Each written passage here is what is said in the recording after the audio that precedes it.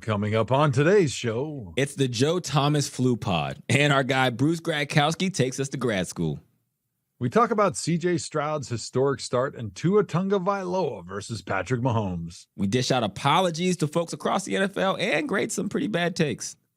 All of this and much, much more on literally the illest episode ever of the Thomahawk Show. What's up, everybody? Welcome back to the Thomahawk Show, presented by the good folks at the DraftKings Network and Meadowlark Media. As always, I am your humblest of all co-hosts, Mr. Andrew Hawkins, former NFL wide receiver, media personality. I do a lot of things, so I never have to fit in. I am joined by my co-host, who is a little under the weather, but this is how special the Thomahawk Show is to him. He said, just like I don't miss a snap in the NFL, I refuse to miss a show. Joe Thomas is here with the flu, ladies and gentlemen. Give it up for Joe Thomas with the flu. How you doing, Joe? You feeling Hall of Fame like right now? I'm feeling extremely cold, very grumpy, and wishing that I was dead. Yes, so, awesome. Perfect. Just like my Cleveland Browns career. I was going to say. Everything is rolling exactly as expected. I actually feel like this is the real version of you. This is the version of you I experienced for the majority of the start to our friendship. So I'm excited.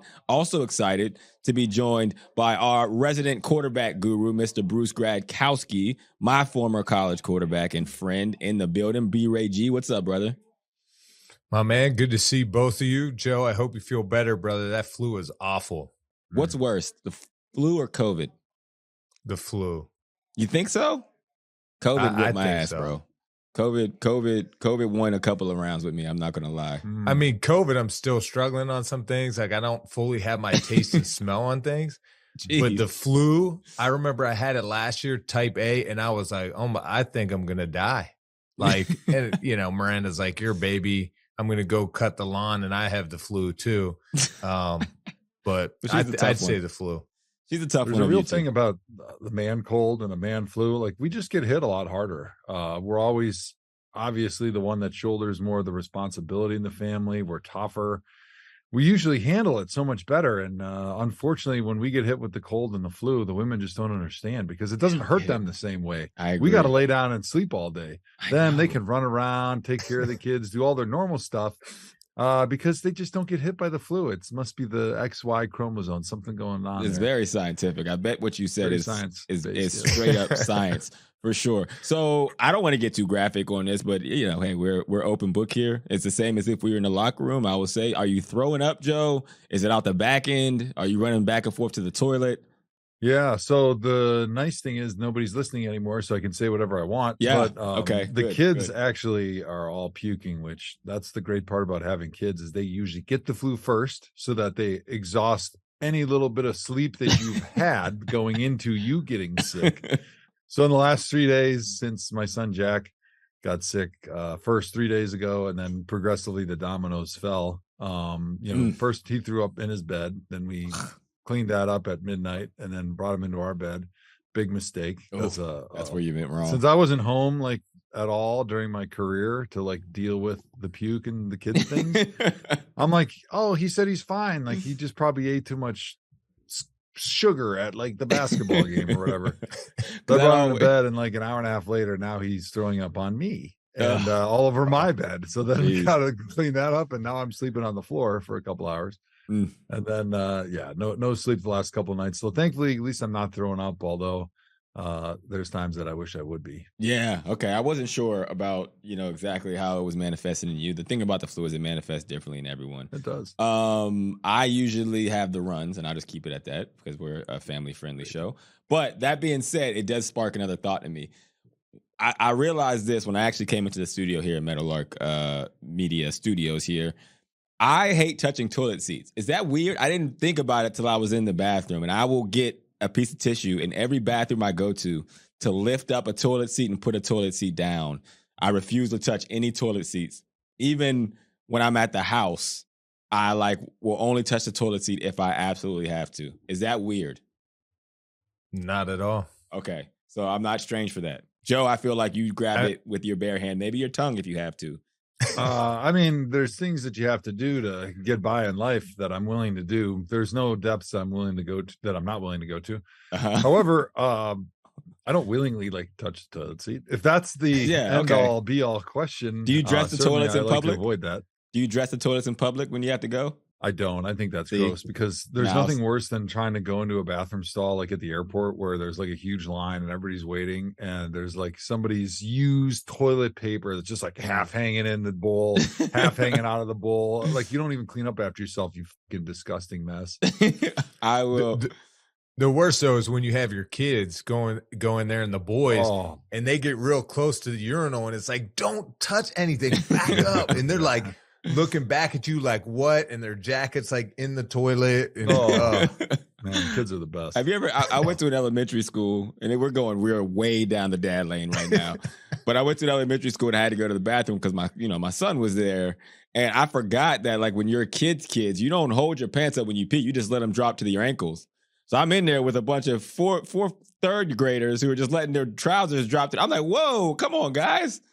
There's other people in here. Anyway, all right, we probably got to move on from this. You don't do that anymore? Nah, man, I stopped that my third year in the league. What are you, crazy? It'd be ridiculous. Let's talk kind of quasi-football. I do want to ask a question. We do have to get into our segments, but does this make me a bad uncle?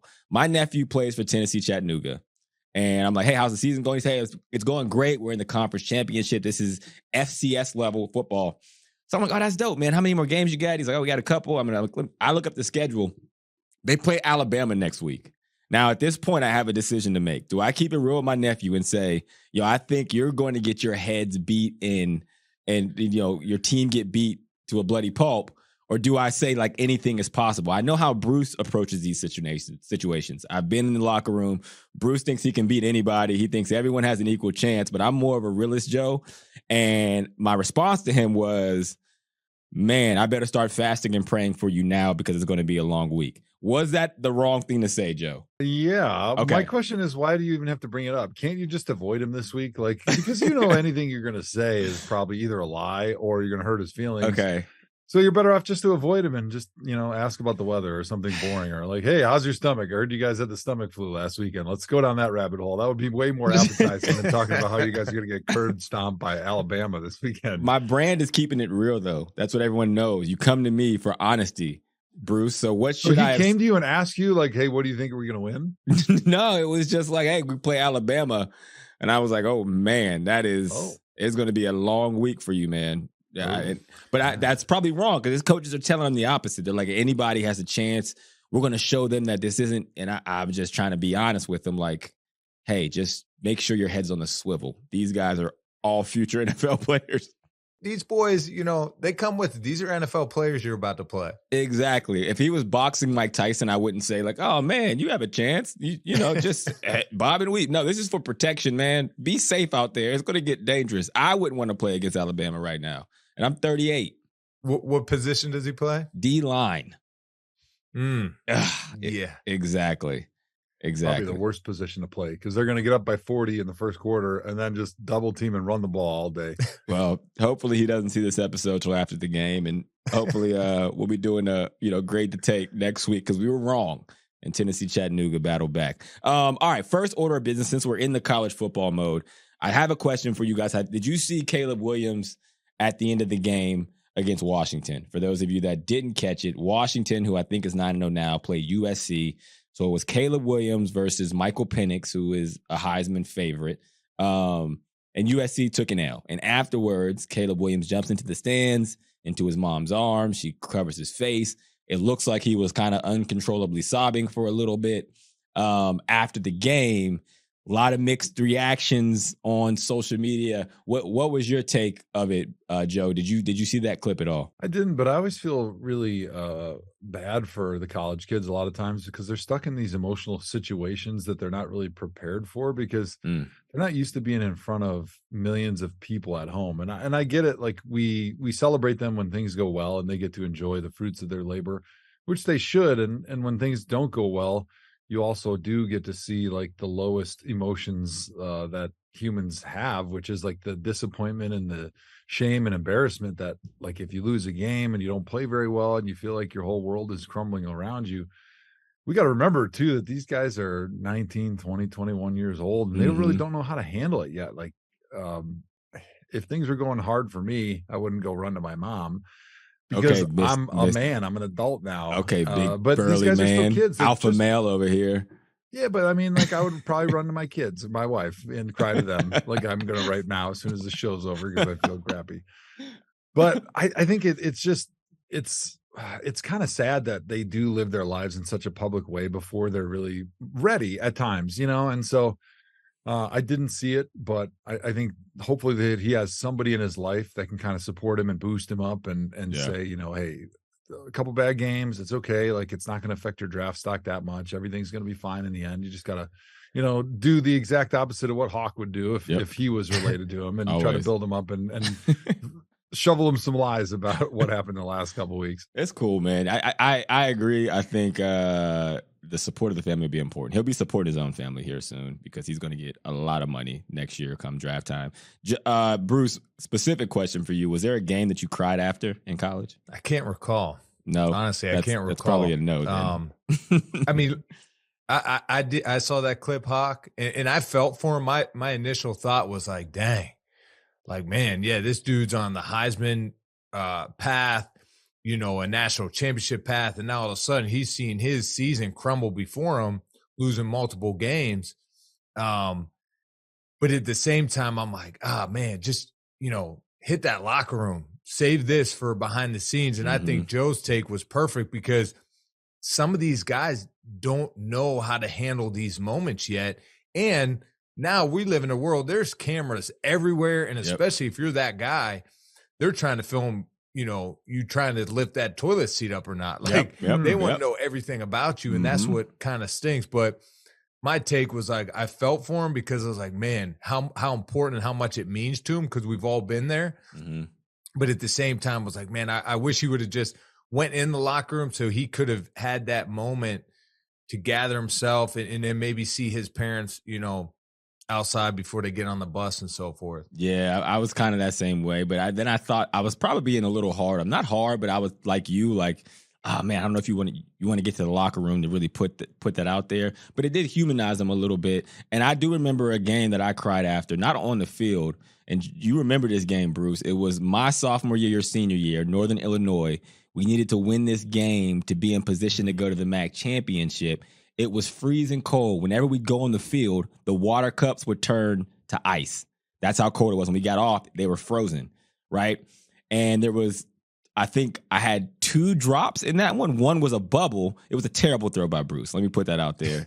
We can get the video to support it. It was low, but I should have caught it. Video. We need the video to get to the bottom of it. But it was also behind the line of scrimmage, or it's like a backwards throw. So it was like I dropped it, and I'm like, damn, you know, and as I'm doing that, they jump on the ball, recover it, go down and score, and we end up losing the game, man. And I was like in my locker. The receiver coach for us that year, this is like 4 hours after the game. I stayed in the locker room for like 5 hours, just like it was on ESPN. I wouldn't answer my phone, but that was like one of those moments that you create how big this is, and in your mind, it's the end of the world because you don't perform at this moment when you wanted to. But to you guys' point, on this side of life, we're telling Caleb, like, yo, man, this is a speed bump, if that. And he played great. Like, you know, you have way better days ahead of you, but that kind of experience is what makes players the players that they are down the line. Well, I just want to thank you because that was my only home loss as a starter at Toledo. So, but Hawk, I still think I cry about that game because I missed Trinity, our running back, on a screen pass. I missed it behind him, so it hit off his hand, got picked, and I had to chase it down. We tackle him like now in the red zone inside their 10-yard line about to score. So that was one of those, and that was the coldest game I've ever been a part of. The other one was when I was teammates with Joe Thomas here, and we're playing the Bengals, and Ken Dorsey's starting. There's 4 minutes left to go in the game, and he doesn't get up, and he like gets concussed. And I'm like, you have to be kidding me.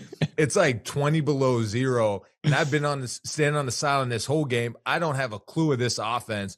And I'm like, oh my gosh, I got to get going. I'm trying to loosen myself up. And I go in, of course, think I'm going to save the game, and I throw a pick like on one of my first passes. Blame it on the left tackle. That was 2008, right? In like mid-December. Yeah. It was like around 3 degrees ish. So people are like, oh, that's not that cold. The wind was blowing like 40 miles an hour off of Lake Erie. It was like a -30 wind chill. I actually got sick after that game. I'm honestly trust me, people, I'm not a sickie. I'm not always sick. Sick all the time. It's the sick episode. All right. I felt so horrible. I got sick for like 3 legit days. And I think the only reason was it was so cold that my immune system was like 0. And it took me like 3 days just to warm back up and thaw out. Well, look, we're going to get real warmed up here as we talk about some NFL football after a quick break. And we're going to take everybody that listens to the Thomahawk Show, a.k.a. the Thomahawk, to grad school.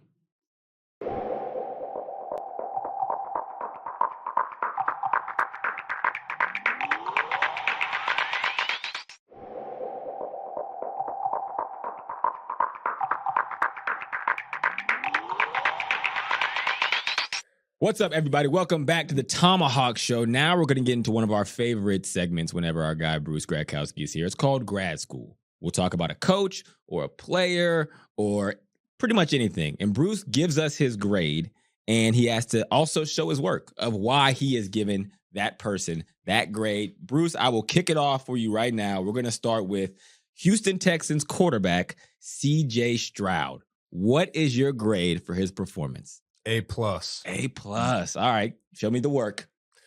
I mean, this guy's been so impressive so far this year.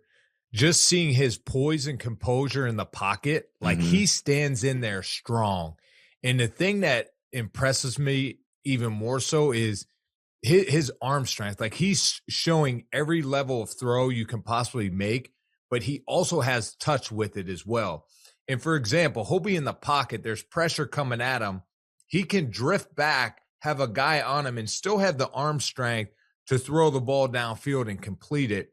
And the thing I love the most is, as a rookie, usually those 7-step drop throws, the throws like 18 to 20 yards, you're still trying to get used to the timing and how it feels to come out of your hand, because you don't have to rifle those. A lot of those throws 18 to 20 yards downfield are touch passes, like a 2-ball over a linebacker and so forth. And he's playing so well in that area of the field. Like, just this past week, 10 to 19 yards downfield, he's crushing it with like 140 yards or so forth. So just, I see him in certain areas of the field, levels of the field, playing really well, but it's that poise and composure that sticks out the most. Some of the big time throws, I think, look, they lose their kicker halfway through this game. It's a 4th and 9, 4th and goal on the 9. They have to go for it. And he throws a dime, an out route to his tight end, Dalton Schultz, for the touchdown. Like, so it's just his poise and composure being a rookie, standing in there, not allowing the pressure around him to dictate his accuracy and him getting through his reads. It was just super impressive. I know the numbers speak for themselves, but just he's performing behind those numbers as well. It's not just screen passes, slip screens to wide receivers.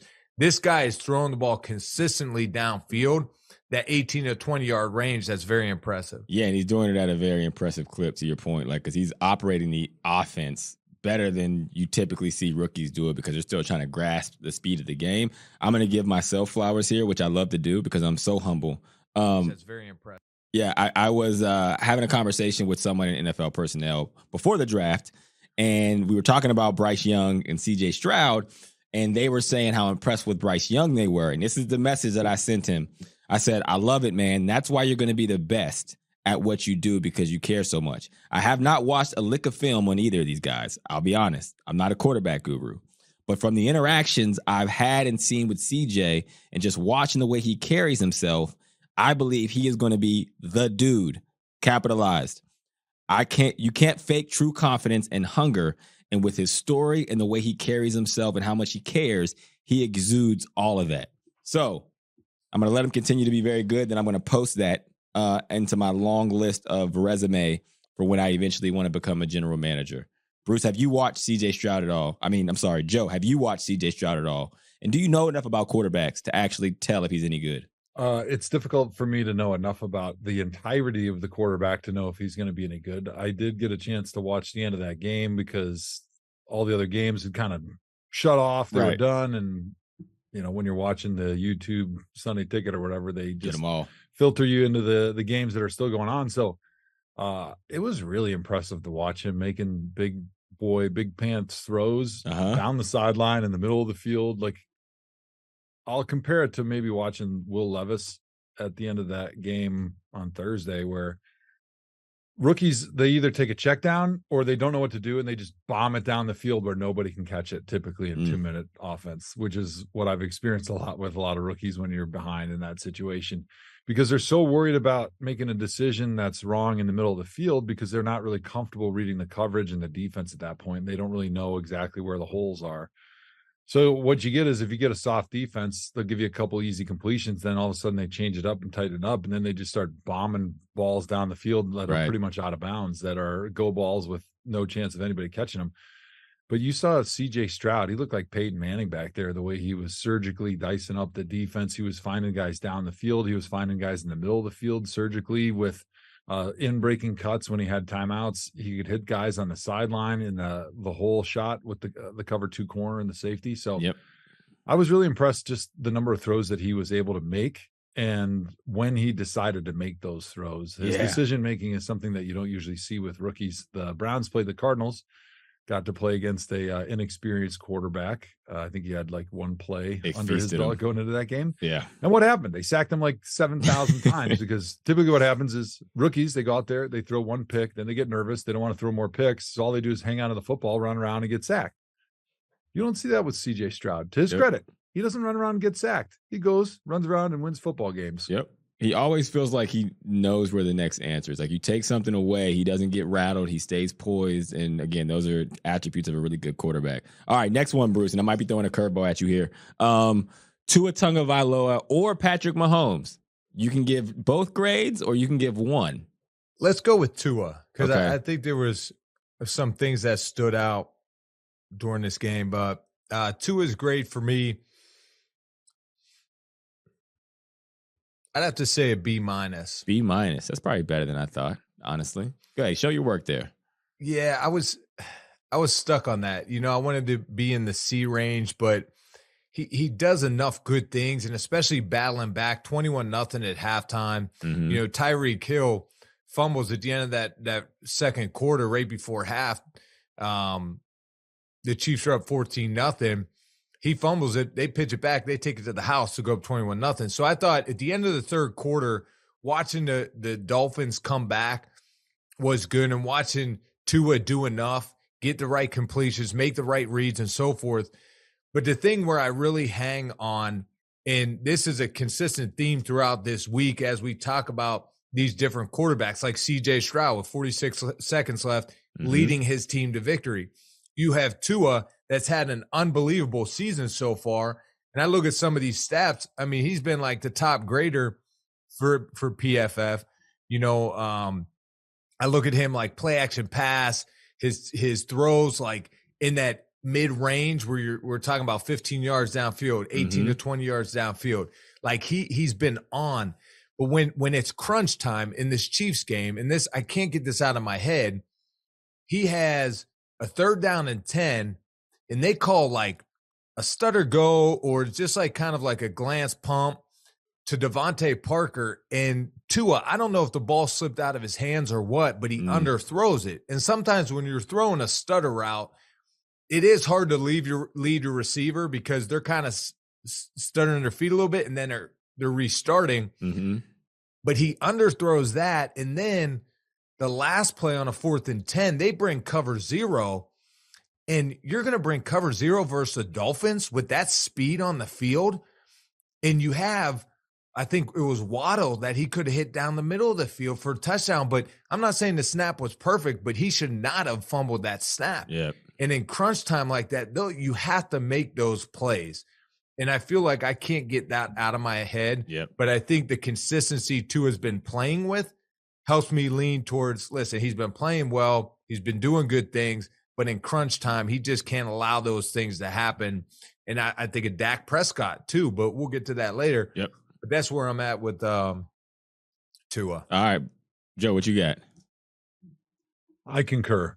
I think perfect. Tua has been really, really good, but if he wants to take the next step and become part of that upper tier of quarterbacks in the NFL, he's got to be able to do it in crunch time, which he hasn't been able to do yet in his career. He needs like some signature wins, comebacks, an opportunity to prove that he's at his best when his best is needed. in those pressure situations, which is what you got to have as a quarterback, because you're going to have to go through some tough matchups in the playoffs if you want to go win a Super Bowl. There's going to be some close games. You're going to have to come back and make those throws, make those decisions, and he's yet to prove it. And it's kind of like a head coach, right? Until you win a Super Bowl, until you've been in those fires and you realize where to put the water and where to not put the water and where to run away, like, that's the most important thing. It's those decisions that you make, and there always will be a separation between quarterbacks that have won a Super Bowl, that have won big games in those moments, and guys that were always saying, yeah, buts. Think about Kirk Cousins. Until this year, it was always, yeah, but. He was great, a lot of numbers, but he never had those big moments. He couldn't play well in prime time. And then, unfortunately, as soon as he starts doing that, he gets hurt, which that sucks, but that's the nature of the game in the NFL. That's the football gods, man. I agree. That's a perfect way you said it, Joe. And it even ties to the earlier conversation we had about CJ Stroud, is that the good quarterbacks, elite quarterbacks, look at those scenarios as opportunities and not that I don't want to be in this situation. I would rather be up 30. I would rather be up 20. Like, yeah, of course.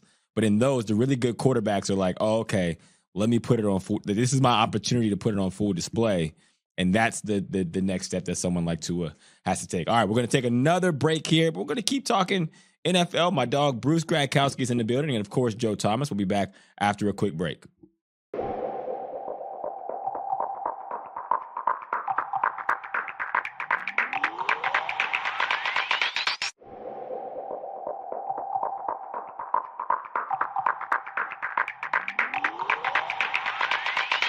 All right, this next segment is called Owen Apology. And actually, just to be very honest, we came up with this segment for Gary Owen, who is not here, but still, we can still issue apologies where necessary. So I'm going to pose a question to the guys, and I'm going to ask, do we owe this person an apology? And if so, they're going to explain why we do or we don't. I'm going to start it off with Bruce. A lot of conversation has happened around Dak Prescott. Is he the guy? He obviously plays for a really talented football team. They battled the Eagles this past weekend, and they took an L. But Dak Prescott balled out in front of the entire world in a primetime game, in a really big game that they needed. So my question is, Bruce, do we owe Dak Prescott an apology or not? No. Oh, let's get spicy. Why not? I mean, we talk about crunch time, right? Mm-hmm. The Cowboys go for it. For a 2-point conversion, and he steps out of bounds. And it wasn't something that it was tight and he got pushed out. He absolutely should have stayed in, and you have to have that awareness. Dak's athletic enough, right? He's a good football player. He has awareness. You have to make that play. Mm-hmm. So that sticks out to me. And then at the end of the game, he makes a few good plays. They get a penalty to help that last drive, so they get to midfield. He makes some, plays, some completions. He hits CD Lamb down to the 10-yard line. All of a sudden, they have the ball like on the 5 because defensive offsides. And then there's a false start. They get pushed back. But he takes an unnecessary sack when he has his tight end down the seam. And that can end the game. Like, and you're Dak Prescott. You're the quarterback of the Cowboys. You're trying to win a Super Bowl. Like, those are the plays you have to make. It's single high safety. The safety is over the ball, which you're I think they're on the left hash, and you have to tighten up the right seam. Hit them. Yeah. And make it play. So those are my points. I do kind of feel like Michael Parsons says we're too hard on Dak Prescott. I don't believe that to be the case, but I thought he played well. But I mean, you giving me, it's hard to argue you about what the quarterback should be doing because you obviously know. Anywhere else, I'm going to act like I'm the expert and I know what the hell is going on. I was hard on Dak after the Chargers game because I was like, the Chargers suck. Their secondary is the worst. Every quarterback that plays against them balls out. I don't care about that.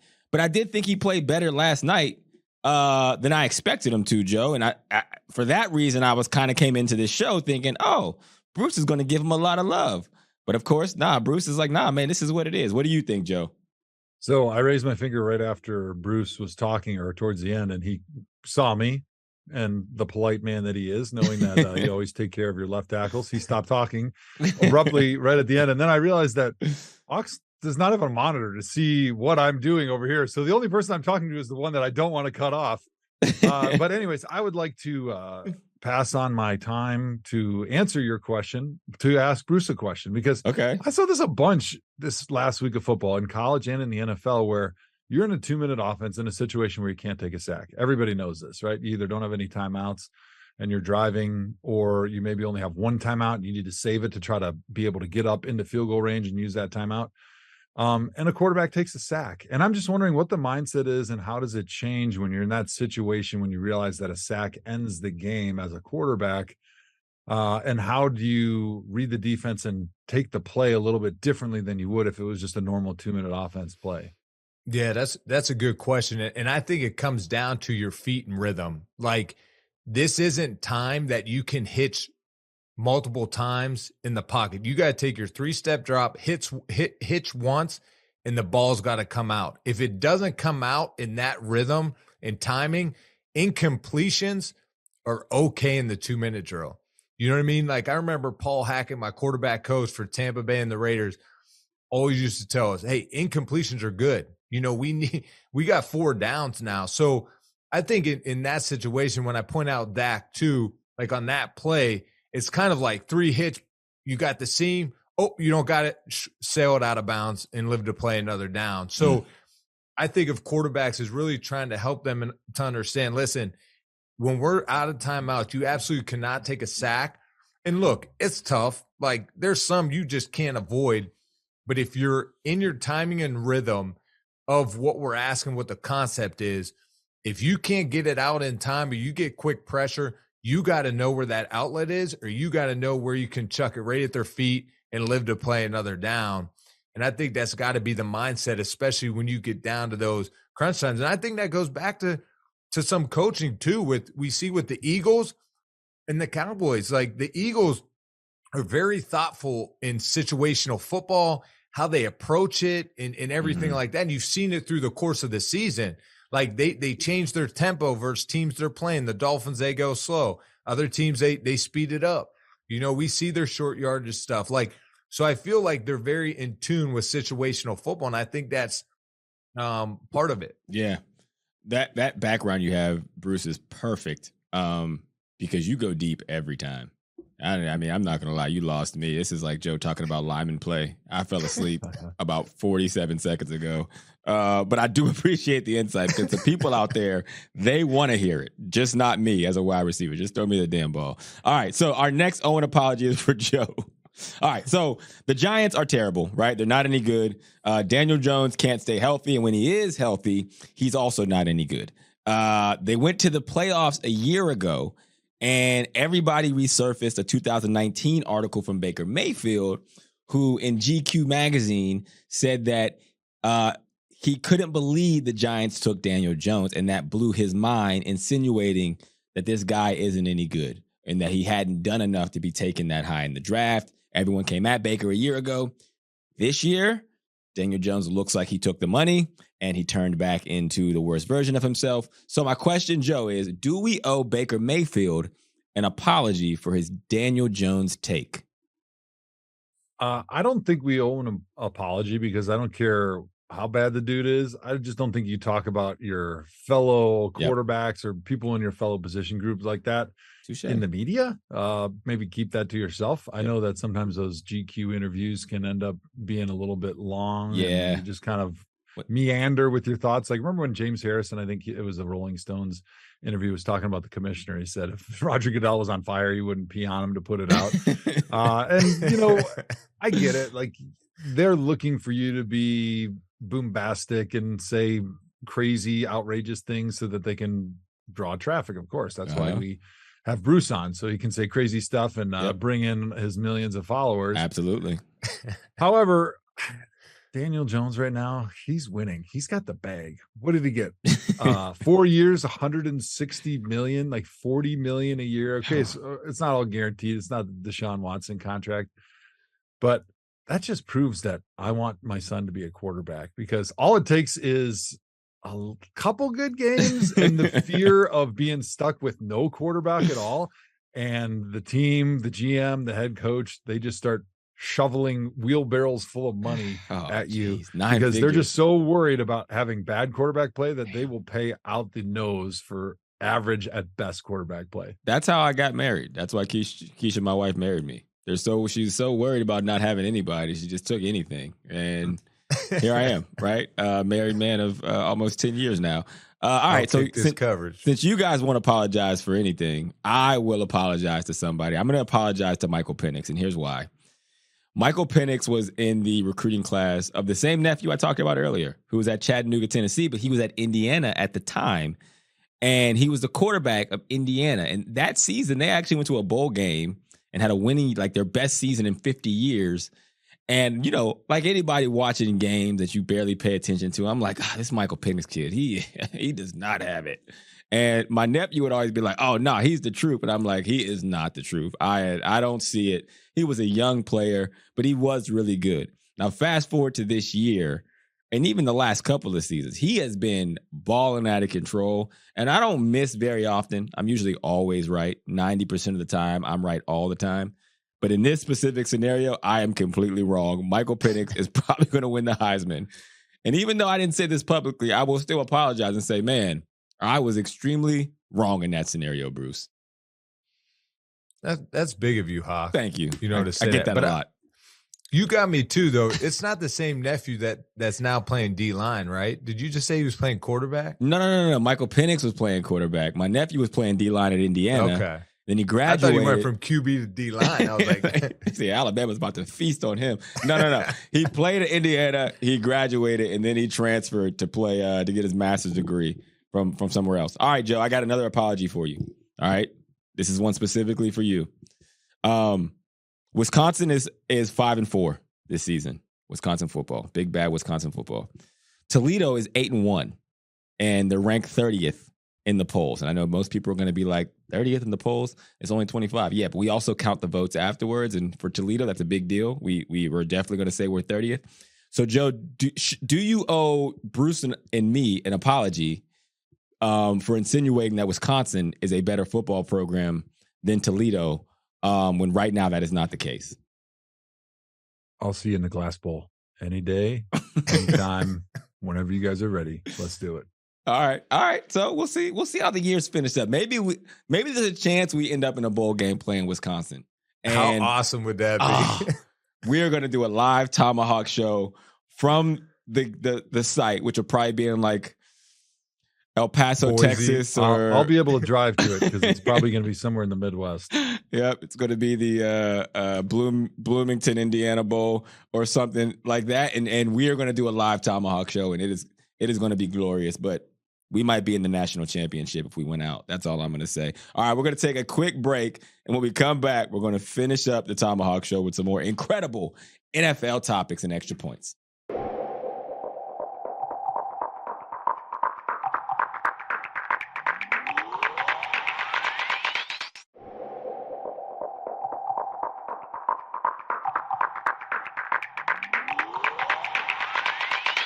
All right, welcome back. We're going to get into our final segment of today's Thomahawk Show episode, and we are going to grade the take. We're going to start with the Eagles tush-push. There's been a lot of conversation around should this be legal, all these things, and the overall consensus, which surprises me a little bit, is that it's going to be outlawed, that people think it should be outlawed, and it's not fair. Joe, as an offensive lineman, you don't have a lot of offensive plays where it's solely rests on your shoulders that get such national attention.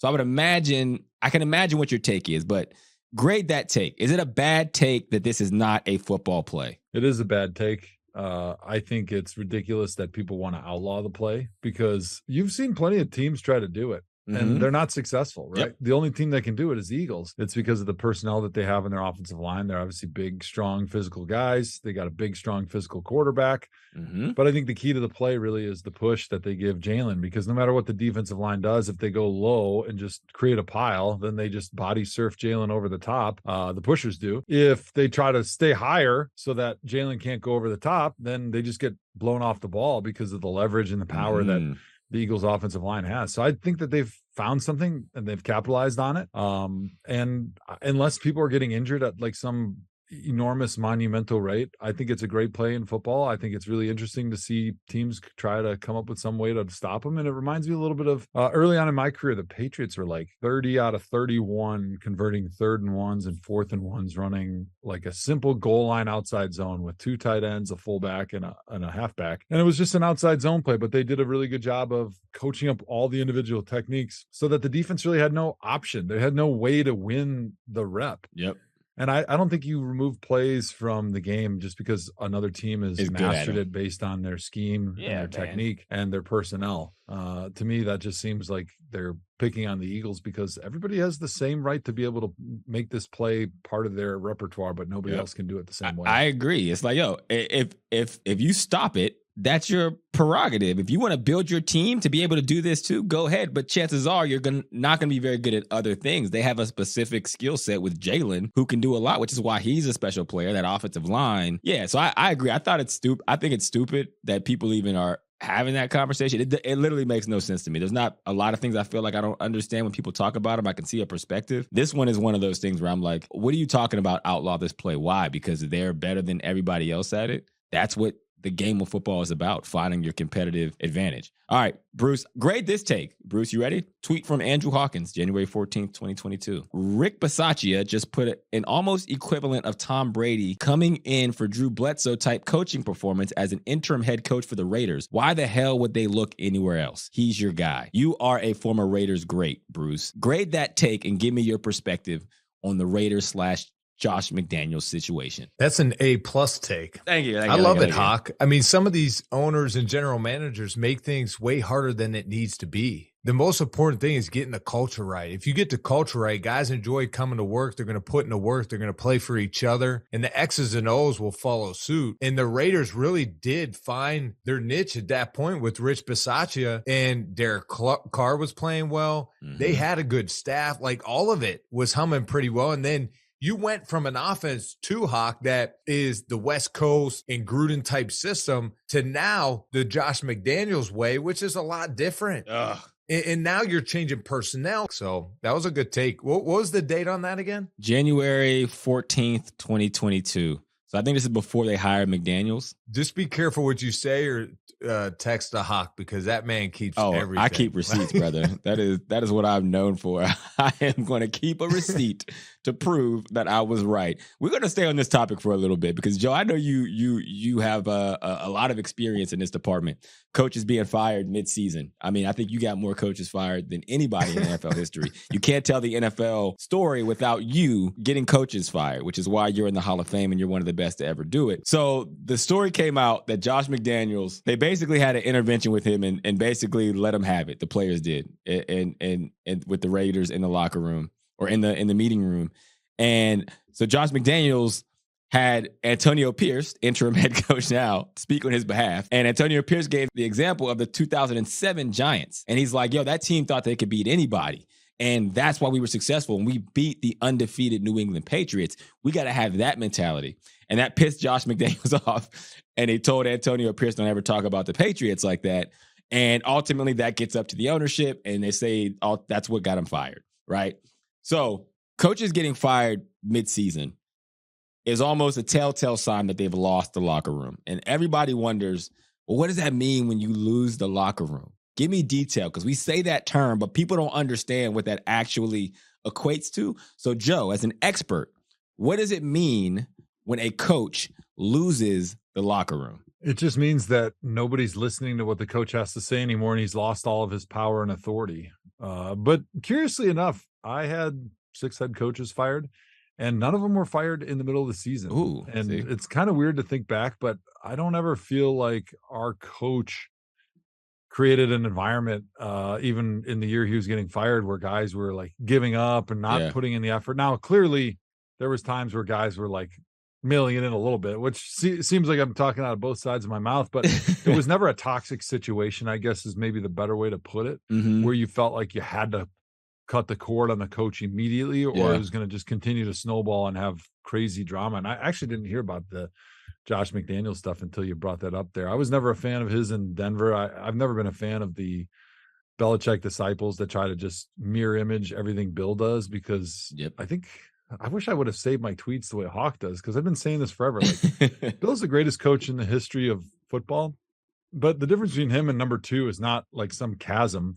It's a very small margin. Like, he was really, really good at finding tiny little ways to find small little edges, which is what great coaches do. But the magic for him was not in like how grumpy he was, how he treated the media like crap, how he was like shrouded in mystery with his players, and he tried to play mind games with those guys. Like, that was not what made him great. And so these assistants that just grew up in the Belichick system and the tree and never went anywhere else, they saw everything that Bill did and they tried to copy it, when really a lot of that stuff was actually probably things that hurt him as a head coach, because people hated him and made everybody's life completely miserable.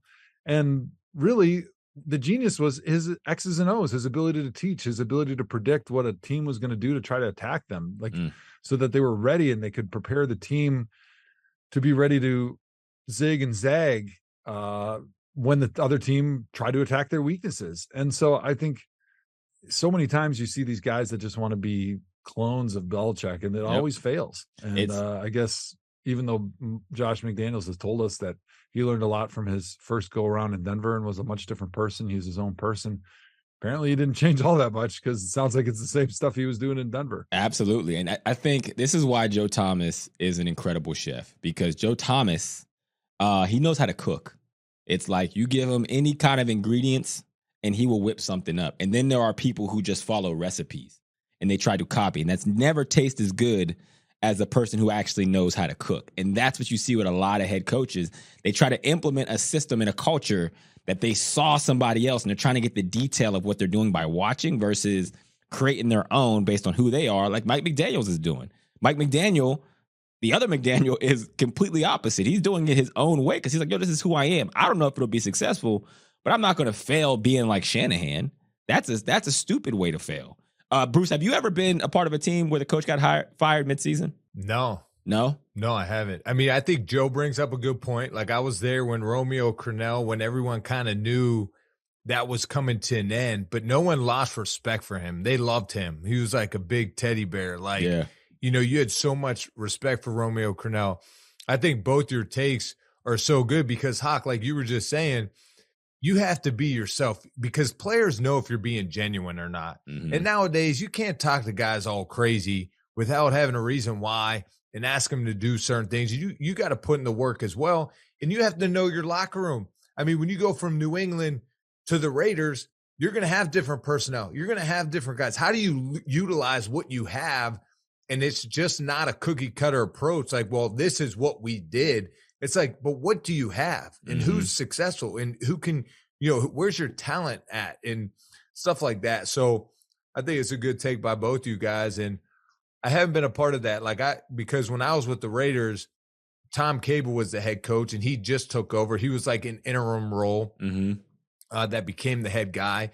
And then after the one season, that's when Hugh Jackson took over. So there was never a point where it was like a mid-season type thing. Yeah. You can always see when a coach lost the locker room in that first game after they get fired. And I say this all the time. If you are a bettor, and we are in the DraftKings Network, it's a part of this show, I will tell you, my philosophy is when they fire a coach mid-season that everybody hates, whenever you get that report that the players don't like them and they lost the locker room, you go put your money on that team, because that next game will tell you if that's true or not. And the Raiders look like a completely different squad 3 days after they fired their head coach, because in their mind, the Wicked Witch of the West is dead.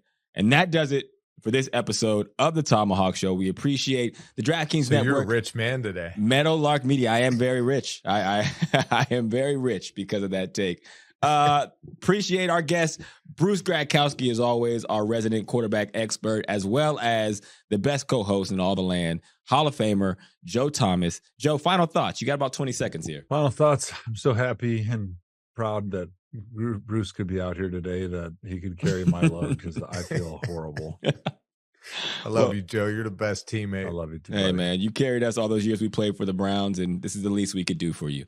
With that being said, we will see you guys next week, same time, same place. Joe, take us out. Joe, hawk yourself. Get better, man.